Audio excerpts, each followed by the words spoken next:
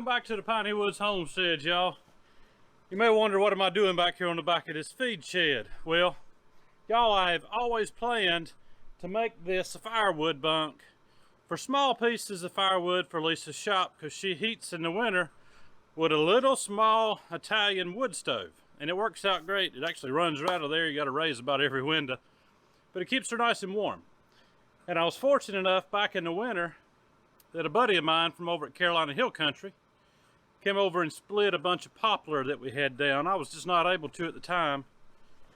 And so he came and got that done, and it's nice and seasoned now, y'all. And I want to get it stacked before we get too many more rains on it. Guys, thanks for stopping in. Hit that old like for us, subscribe if you haven't, and if you have, y'all, we appreciate you. We'll do this video over a couple of days. We'll work on this a little bit this morning. It's already 80 degrees and it's only 9 o'clock. Everything's been fed up, watered. It's humid, y'all. It's gonna get real hot. So I thought I'd get bit by a few more of these biting flies and work on this a little while. And tomorrow morning, we'll bring you along for picking some green beans. It's time to get on that. They're starting to bear. It's time to get the cannon on them. We'll show you some of that too, guys. But thanks for stopping in.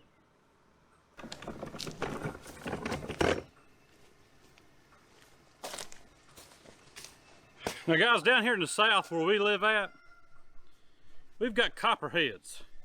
And copperheads love a big old stack of firewood. One time my brother and I, my oldest brother Wesley, we were cleaning up around a person's yard for them and moving some old firewood in the heat of the summer. Pulled off one stick of firewood, and underneath it was a nice copperhead about probably 1.5 feet long. Young copperhead. Y'all, I don't take no chances with this stuff. Throw on gloves in case something comes at me. And one piece at a time, and keeping your eyes open.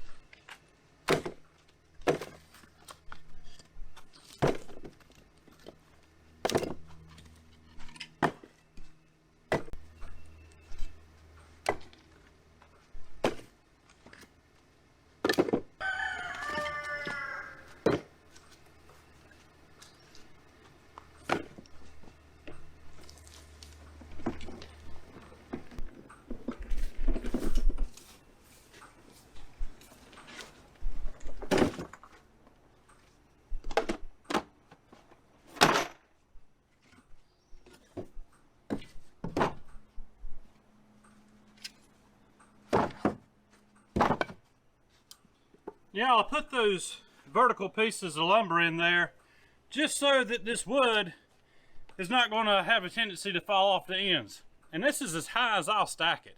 And that's because Lisa will be the one coming out here to get the wood, and she's not near as tall as I am. So I'm trying to do something to help her out just a little bit. Normally I build things so high that she can't reach it. So I'm trying to do it good for her.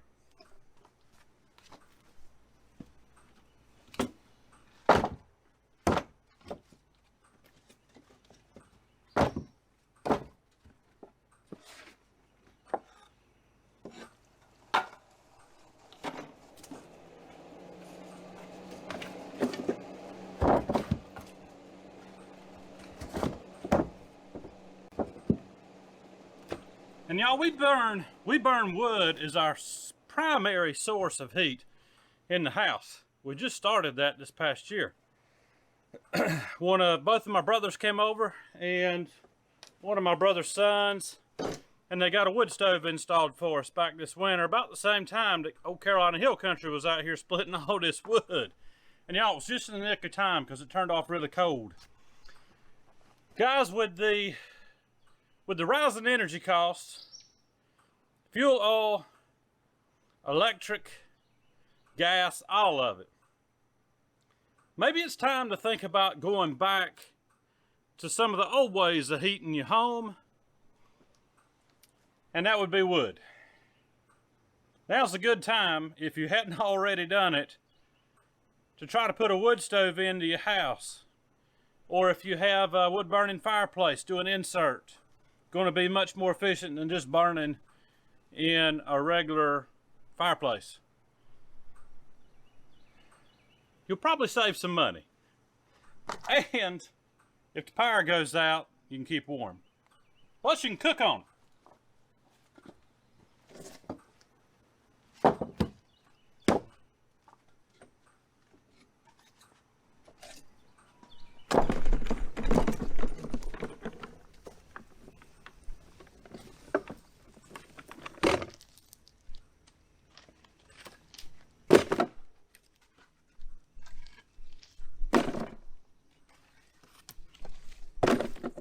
Guys, I'm really hoping that I don't run into no copperhead.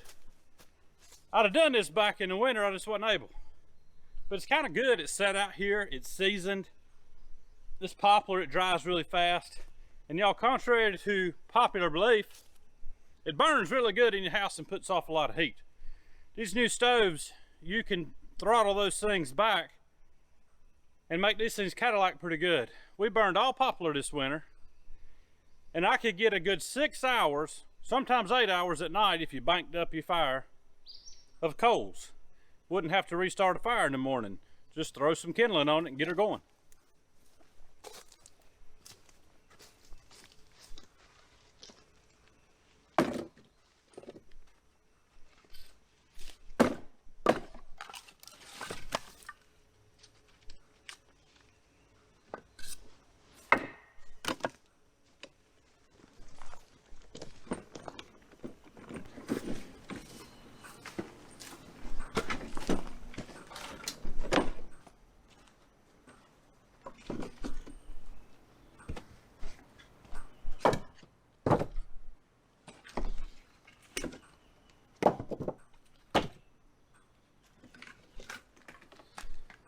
So y'all, if you're gonna be buying firewood versus cutting it on your own, and a lot of people just don't have time to do it, and it still comes out better to burn wood even if you buy it, just make sure that the supplier you're getting it from will show you the moisture content before they unload it off their trailer or their pickup truck.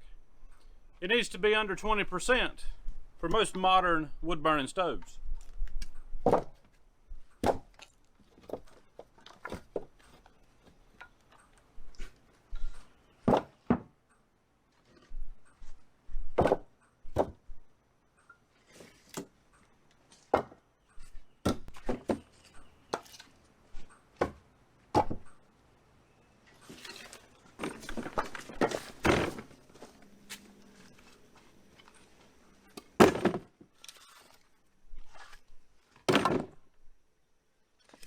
I know, you see me jumping. I'm jumping quite a bit because I just don't want to get bit, y'all.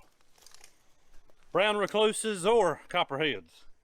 Now, y'all, the biggest expense you're going to have if you're going to put a wood stove in your house is going to be your chimney. If you don't already have a chimney in your house that you can just put like an insert into a chimney, a fireplace, then you're going to need to run some chimney pipe. It's double walled or triple wall insulated. It's pretty expensive. It'd be at least, depending on the stove you buy, you know, you can buy a stove for $500. You can buy one cheaper if you buy it used. You can buy some really expensive stoves. It just depends on your budget and what you want. But your chimney pipe is going to probably be double what you pay for the stove. It could be 2.5 times. Ours, for instance, the stove cost, I think it was about $600 for the stove. And then the stove pipe, chimney pipe, I'm wanting to say it cost about $1,000 for the amount of chimney that we had to run. It's gonna be different for everybody, y'all. And all the fittings that go along with that.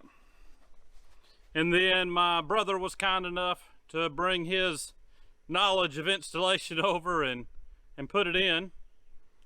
And I believe I did a little bartering on that. So, and plus, you know, it came out better to my deal because it was a long process, but he got it done and we did some bartering, but that's what brothers are for, helping each other out.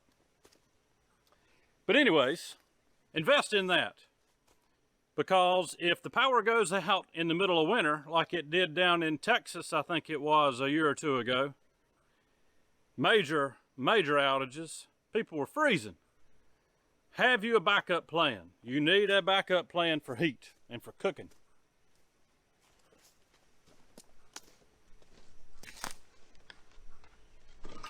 And y'all, this is common sense.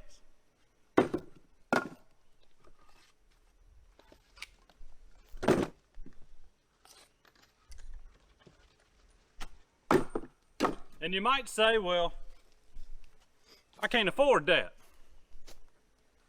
Well, can you afford that trip to the beach this summer? Just food for thought.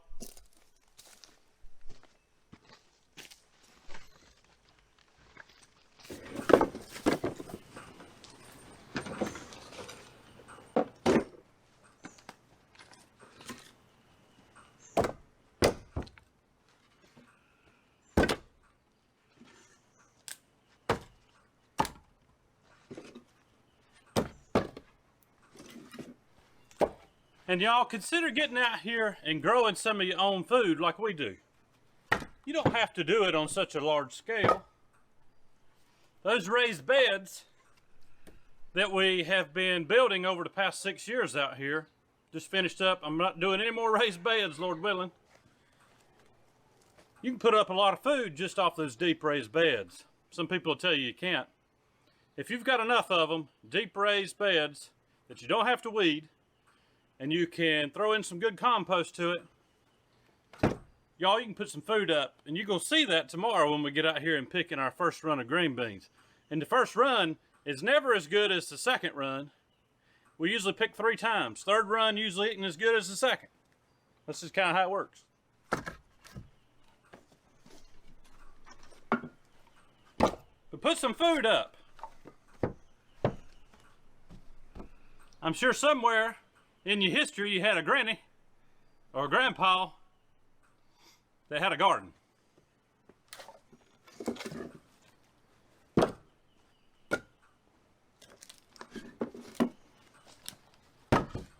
Just tap into that, y'all.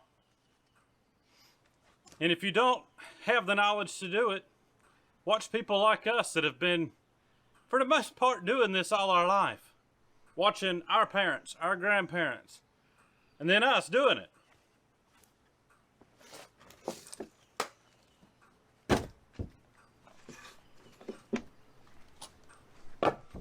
And y'all, we don't have all the answers for you when it comes to gardening or raising hogs or raising your own meat birds or laying hens. We don't have all the answers.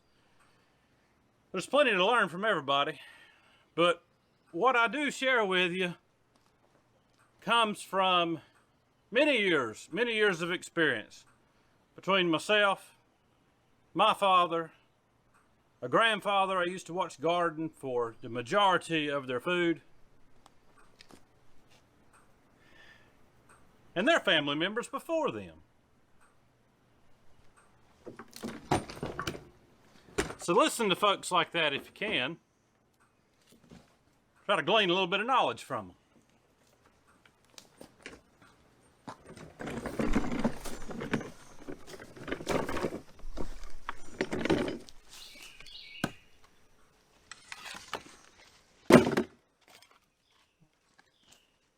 Y'all, it's getting hot out here. I think this is about the last little wheelbarrow load that I'm going to do for the day. Then I'm going to go stay cool. And then we'll pick back up tomorrow in the green bean patch early in the morning.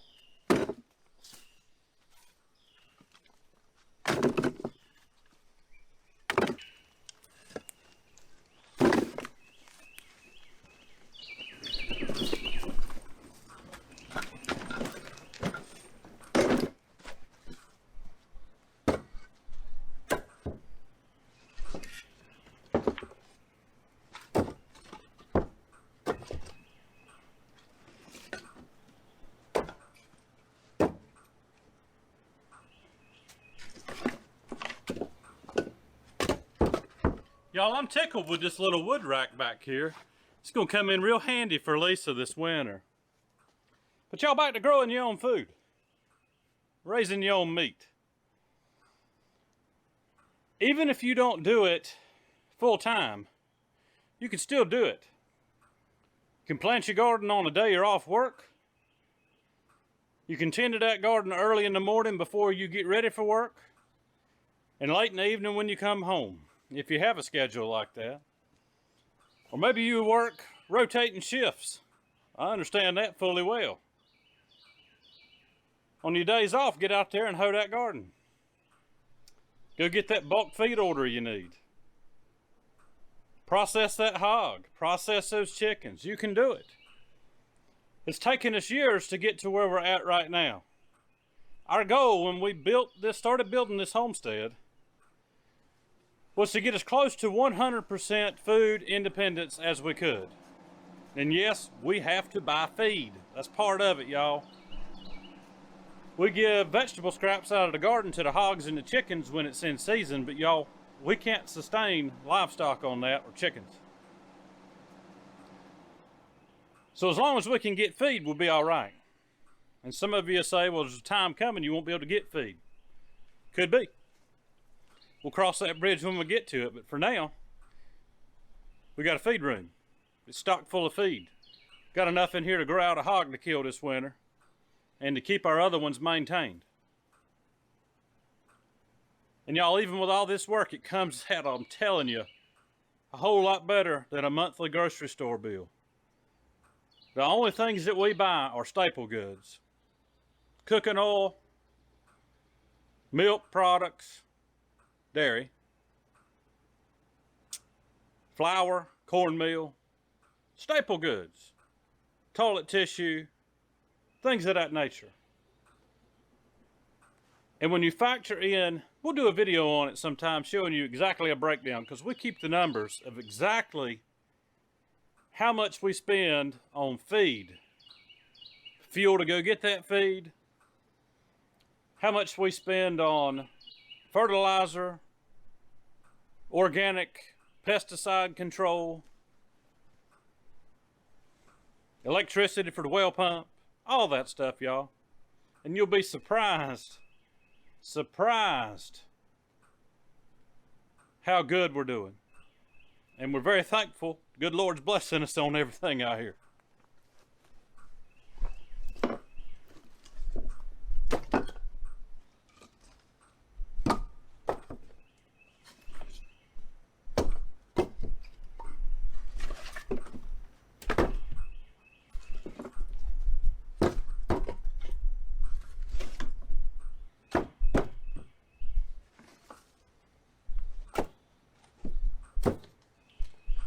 All right, y'all, that's enough of that for today. Sweat's poured off of me. It's hot, y'all.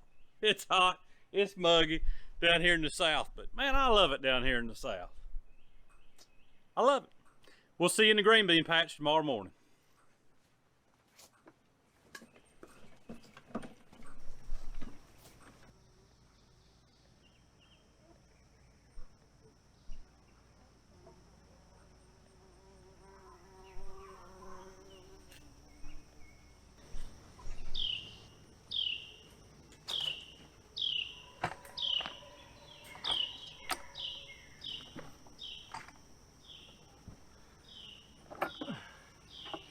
All right, y'all, it's day 2. Time to get some green beans picked. Lisa, she'll be out here shortly to help me. She's been getting up really early the past several mornings, making homemade bread, buns, things like that. So she is enjoying a breakfast and then coming out to help me pick.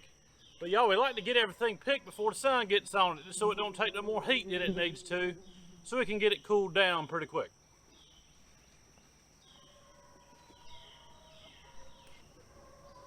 And y'all, I like using this bucket I can hang on myself and an old fishing chair that we used to use by the bank or on a little John boat we had there for a long time. Makes it easy on my knees.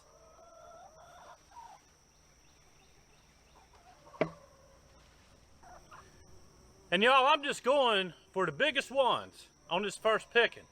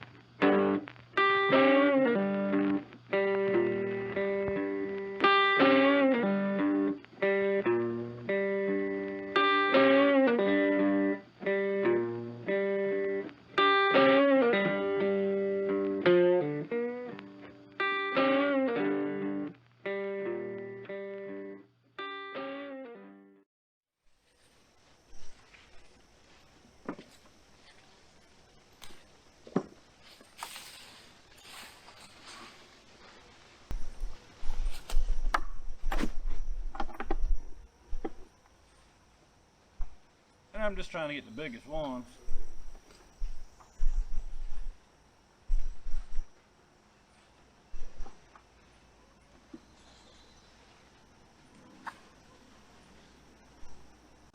See that? I know. Right. A lot of beans in here. Yeah. We'll probably pick these and leave them in the crisper for about 2 days. Pick the rest next picking and then do a canning. Well, we'll see. Depending on how many we have between here and down yonder. A lot of blooms.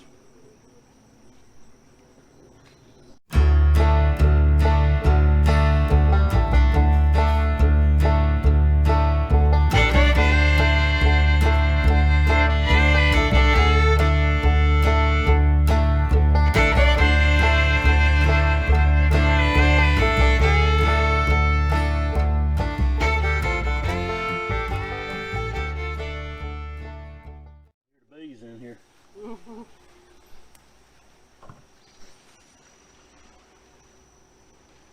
Just as if it's bees and not wasps. Oh. What? What? Ooh, pig spider. Knock it. Well, he's eating. He's eating bugs. I'm leaving him alone. But this is just a wolf spider. I'd have done had a heart attack. yeah, you would have.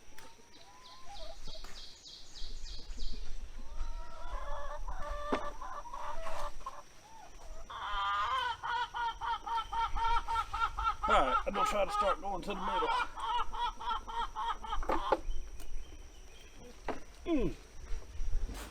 Now y'all, off of this one bed, we got almost a half a bushel. And that was just picking the biggest ones. We'll come back in here in 2 days and we'll get just as many or more when we pick again. Lisa's gonna water this, so they'll plants will stand back up today as the sun gets on them. And we're gonna go down to the garden and pick those 3 or 4 rows of green beans and see if we can't end up with a bushel. And y'all, that's enough to go ahead and do a canning. This is about our 6th or 7th patty pan. They're normally more flat on the bottom, but this one was grown against the side of the raised bed, so it kind of shaped it a little bit, but it'll still eat. Y'all, will feed the pigs on the way down to the garden to pick those other green beans, and we'll see if we can show you those babies again real quick. They're a week old today, and y'all, I don't know if you can tell the size of them on the camera, but these pigs are as big as 3-week-old pigs that I've seen in the past. That just goes to show you the fine stock that we're raising here, y'all.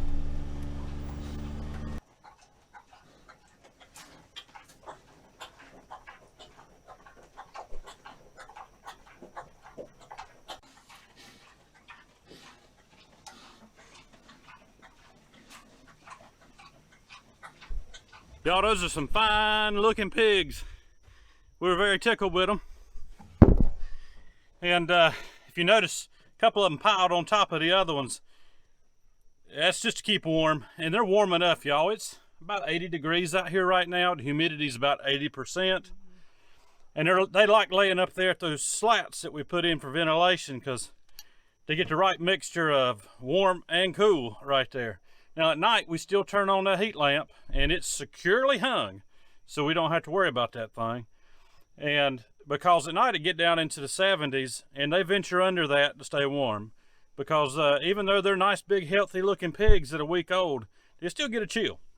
Let's get on down to the garden and get these green beans picked before we melt out here, y'all.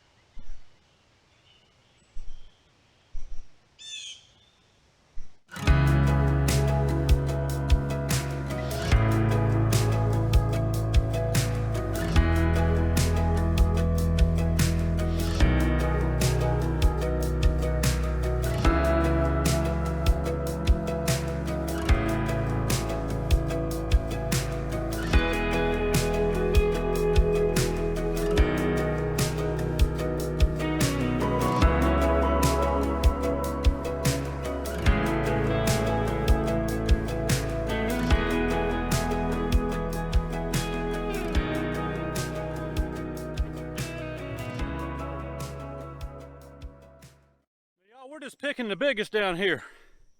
We planted these beans probably a week and a half later than the raised beds. Might have been 2 weeks, but y'all are starting to come on. But they're not as big as the ones up yonder at the house. But we'll get to picking here, and hopefully we can come up with a bushel. I don't think we're going to quite get that. We'll put them in the fridge. Don't wash them off, y'all. Do not wash them. Don't even try to knock any dirt off. Just put them in your crisper drawer so they'll cool down. And in a couple days we'll pick again. You'll have enough, or we will, to go ahead and do a canning. And actually, a half a bushel will probably do a canner. Lisa just reminded me. She's a canning expert, y'all. That a half a bushel will probably do a canner. So we may be canning some beans today outside. Who knows?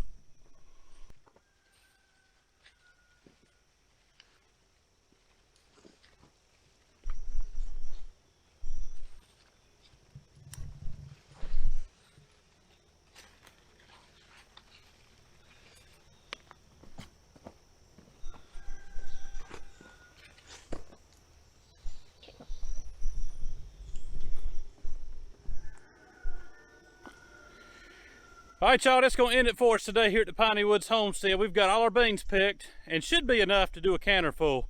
So that's something we can do today, even though it's hot, because we're canning outside now, right? Yeah. I'll go up there and wash them and get them trimmed up and ready for jars. Guys, thanks for stopping in. Hit the old like for us. Subscribe if you hadn't, and if you have, y'all, we appreciate you. Share it with your friends, y'all. That helps us out a whole lot. Y'all have a good day. We'll see you on the next one.